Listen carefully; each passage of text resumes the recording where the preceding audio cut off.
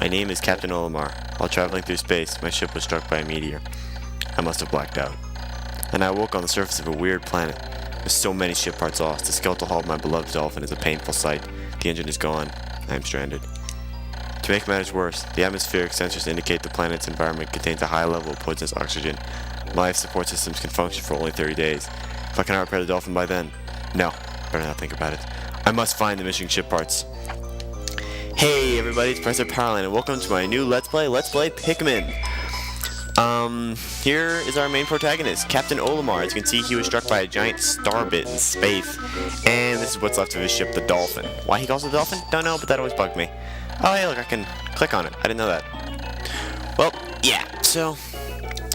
Alright, let's get started. Let's just not waste any time and go find our first little doohickey here. This is what you're supposed to find. It'll turn red, grow a flower, and the flower will spin, and it will pull itself out of the ground. That, my friend, is flower power, alright? Just saying. And then it'll spawn something. Alright, so I don't feel like reading these tedious tutorial things. This thing's basically going to be called an onion. Olimar is going to be basically making a scientific documentary while he's here for whatever reason. I guess just because he's analytical like me, or whatever. But yeah. So, that little thing that spawned, wait for it to grow a little bit.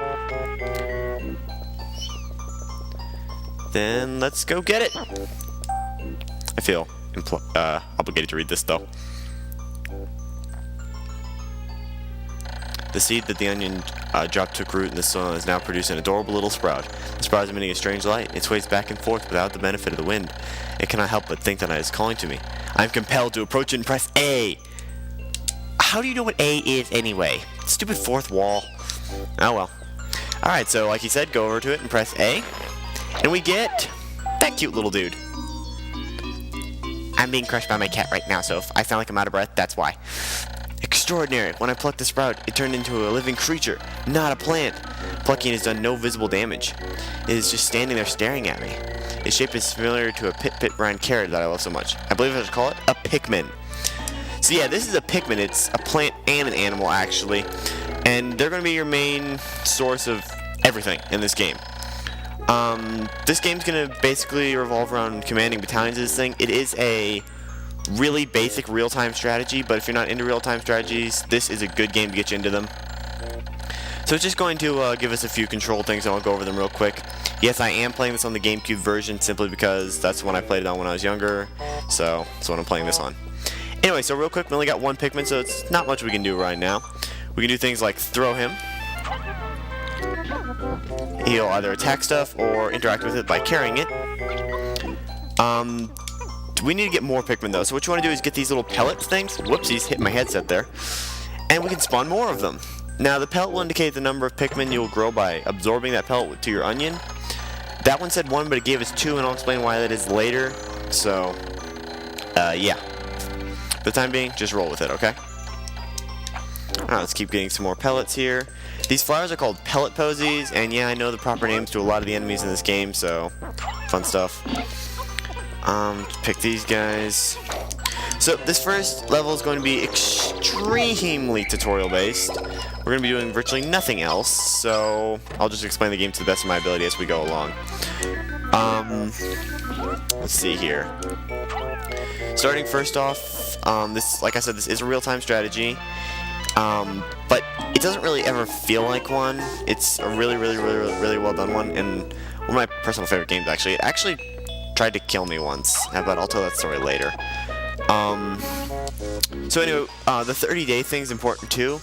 We're going to have 30 days to complete this game before, well, we lose.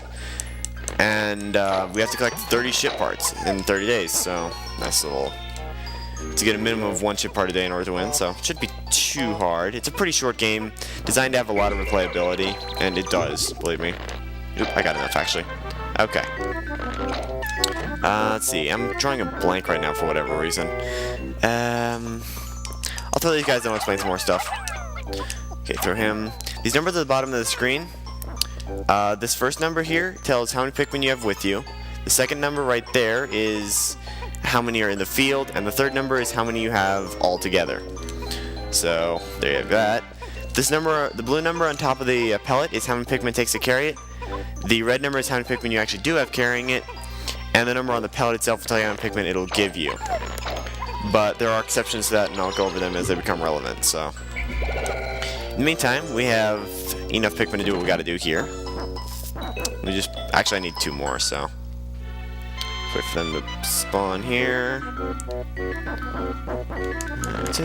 I love the music in this game. Well, it's calming. I don't really love it, but you know, I'll just get the other 3 or 4, whatever.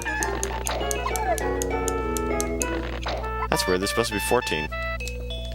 Am I forgetting one? Yep, there he is. Little sneaker. I was gonna say, because in the first level you can get 14 in this first area, you can get 25 on this first day altogether.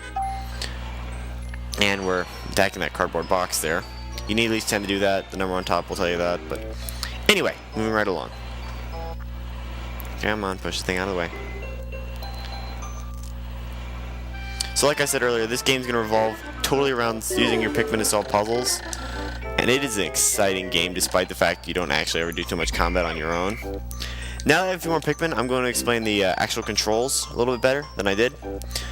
First off, A to throw Pikmin, B to recall them, X to dismiss, B to recall them once again.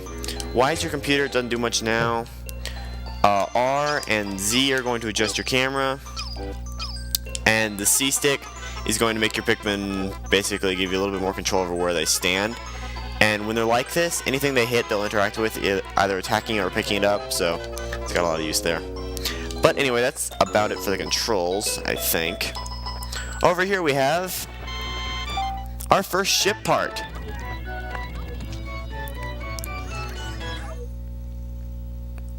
Amazing! There's no mistaking it. My ship's engine rests before my very eyes. By stroke of pure luck, I have stumbled upon the most important piece of my damaged craft. Fate has smiled upon me. But how will I get it back to the dolphin? Simple, with the power of Pikmin! Okay, crap, we're short a few Pikmin. Alright, so let's go make a few more Pikmin before we deal with that. Unfortunately, they provided just enough pellets for us to do that.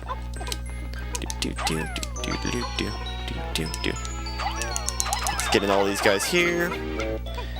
And let's just add a few more to the... There we go, so they go a little bit faster. Alright, so anything else I need to go over while these guys are transporting Pikmin? In regards to the Pikmin themselves, there's going to be 3 types. We only have the red Pikmin for now, and these are red leaf Pikmin. The leaf on the top of their head actually is significant. You can make them stronger by making them bud and then flower Pikmin. I'll go over how you do that when we actually can. For now, you can only get 25 leaf red Pikmin, so just go with that. All types of Pikmin have their strengths, weaknesses, and advantages. Red Pikmin are, whoopsies. That's just telling you to tap A to pick more Pikmin faster. Red Pikmin are immune to fire. They're worth 1.5 Pikmin in battle, but they can't really take that much of a beating, so that's their stats, I guess. I just keep plucking these guys, and that's all of them, I believe. Now let's go get that engine part. Alright, so going over here to the engine again. Have the Pikmin swarm it, because I don't feel like throwing 20 Pikmin at it. Let's get all 25 carrying it so it goes as fast as possible. And there we go. Alright, one more thing I forgot to mention. Let me get a Pikmin to demonstrate this. The Pikmin are kind of slow. If you want to make sure you always have one with you, you can hold down A to carry one with you. You can press B to rotate the type of Pikmin in your hand. But I don't have any other types of Pikmin, so it's not doable for me, so there's that. There is one more thing, but I'll show it later, because it's just kind of funny, and I can't really do it right now, so yeah, it's not really a relevant control thing anyway, so don't worry about it. Okay, gotcha. Anyway, just keep carrying that, keep carrying it.